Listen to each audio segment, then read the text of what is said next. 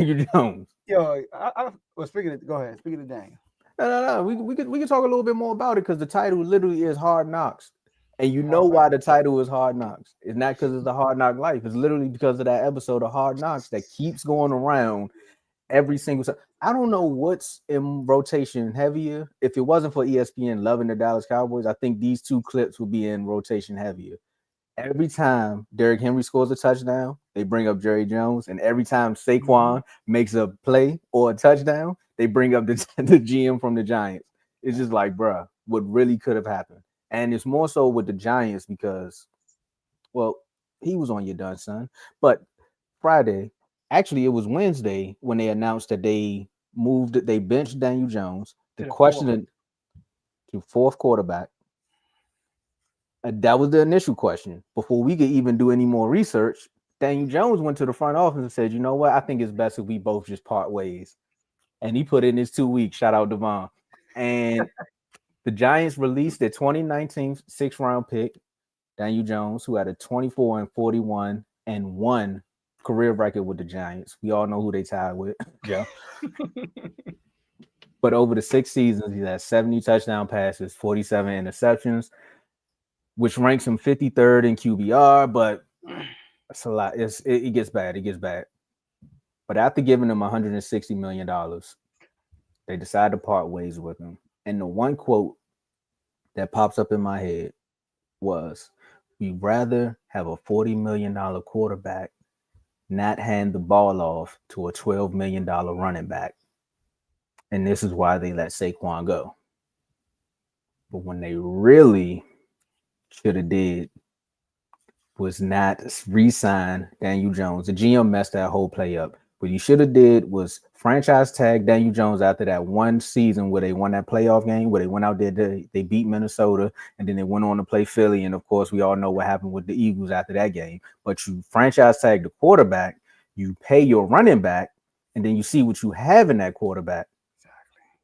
But they did the opposite, and now one guy is on his way to the playoffs, and the other one is now on the waiver wire looking for his next home. So Mhm. Giants, you messed up by one benching him because the whole team came out and said we all know this is a money grab. And what that said was after what is it 23 million of Jones's 30 million base salary in 2025 was guaranteed for injury only. And that's why they actually benched him. Because if he would have got hurt, they would have had to pay him 23 of that 30. Russell So they, Wilson. but then they said that by doing that, that would have cut the dead cap minimal. However, releasing him, they now have a dead cap hit in 2025.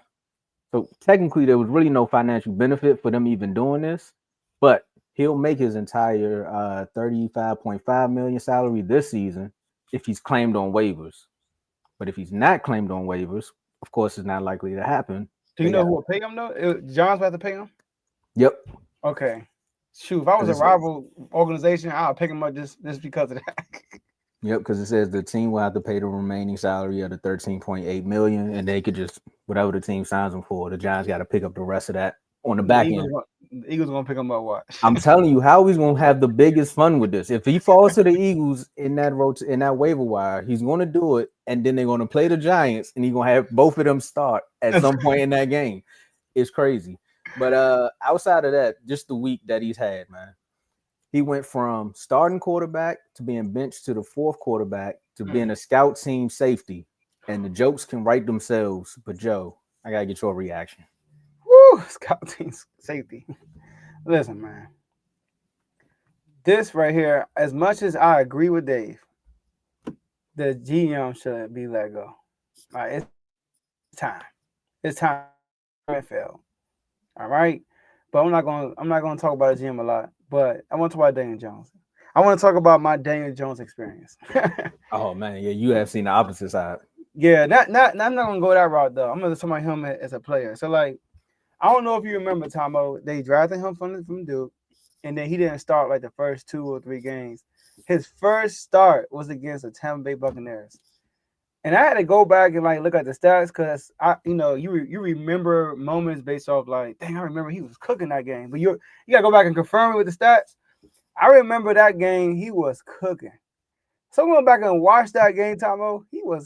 he has some Daniel Jones moments, but it's his first start. You look at him like you're a rookie. You know what I mean? Like he ain't gonna. You expect mistakes from this dude, but he had a high ceiling on that first game. The man was 23 from 36 from the field, threw the ball 36 times, first NFL start. He had 336 yards, 112 passing rating, 2 passing touchdowns, 2 rushing touchdowns, no interceptions, and they won the game by 1 point. So but he did lose 2 fumbles. He did almost throw a pick, and he just dropped it. Right. So that's his first game. You give him that first game, but he had 4 touchdowns, Tomo. Like, and they were converting on third. Like he was balling. Then the next game they play us. They beat us. You know, he 5-1. He was 5-1 against us coming into this year. He beat us. And then what happened after that? He proceeds to go 1-9 the next 10 games. He finished the season with 3,000 passing yards, 24 touchdowns, 22 total turnovers. Crazy. 22 total turnovers at 87 QB rate. He has not been close to 24 passing touchdowns since his rookie year. His second highest touchdowns was in 2022, the Saquon Barkley year, 15. When he threw 15. That was it.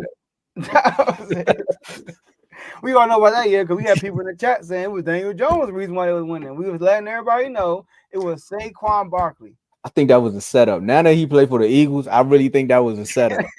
But we'll talk about that in the chat later on. This man was fighting for Daniel Jones' life. I'm like, dog, it's Saquon Barkley. Relax. And then, like you said, he had another flash in the playoff. We always want to see, like, people are judged in the playoffs. Eli Manning has never had a great regular season. But one thing about Eli Manning, when they get to the dance, he advances. Oh, that rhymes. Yeah. When they get to the dance, he advances. That's Eli Manning. Right? Twice he got in there as a wild card thing and won the Super Bowl. So both times, yeah.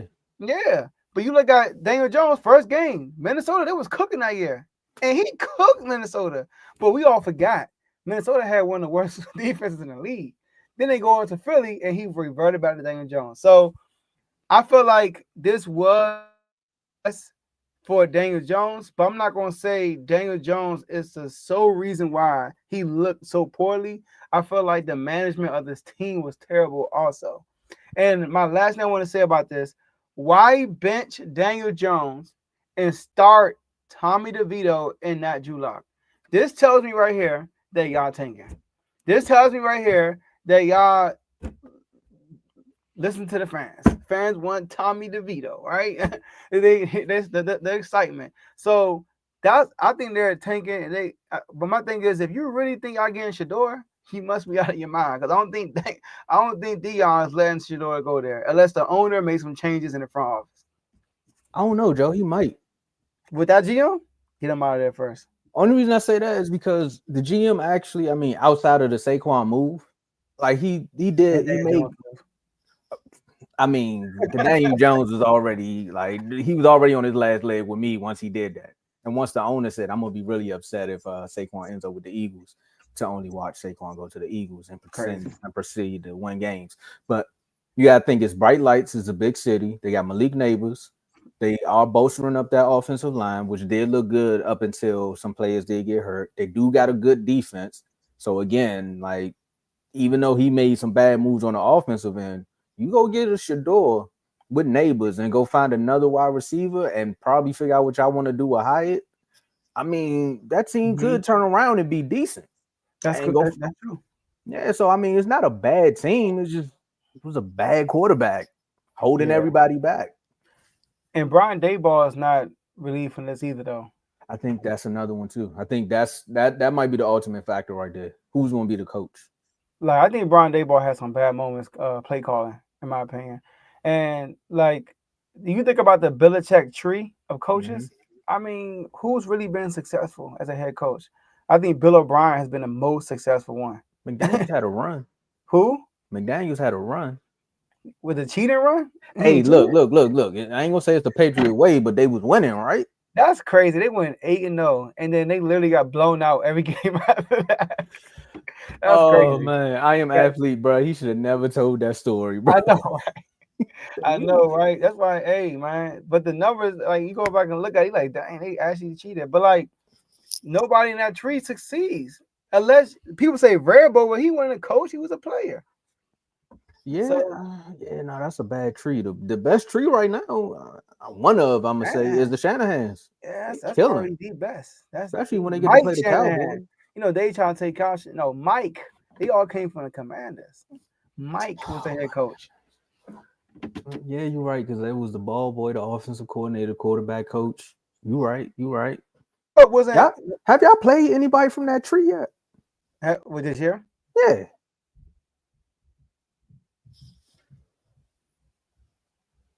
No, we haven't. Gotcha. They gonna get y'all next year. Don't worry about it. That's what I'm waiting for, Dan. Because they own Dan Quinn. No, we do got we played them though. We played Raheem Norris. He's from that tree, the Falcons. Y'all play the Falcons? Mm-hmm. Y'all played them Mm-hmm. already? I don't think y'all played them yet. No, we do play them. We Oh, play that's them. gonna be a good one. Okay, You know, yeah, Kirk nah. Cousins homecoming too. Yeah, no, I gotta see that. Cause yeah, I'm tired of seeing the Cowboys get beat up by all these coaches, man, from the tree. Same thing happened with the Texans from that Oh, we played the 49ers. States too. The See? offensive coordinator. All right, we're gonna see. Well, they reeling right now, but we'll talk about that later. Oh yeah, Texans. Oh yeah, the offensive coordinator is from that tree too. And the defensive coordinator. That, it was double oh yeah, trouble. and the coach. I'm tripping. Yeah. That's what No. I'm a head coach. I'm tripping. Yeah. So at the end of the day, it's gonna be interesting. But speaking of Dayball, and I don't know, maybe that's what the GM thought it was gonna be. Like you said, maybe they thought he was gonna be the next Josh Allen because he did have the nickname Vanilla Vic at one point after he broke for that long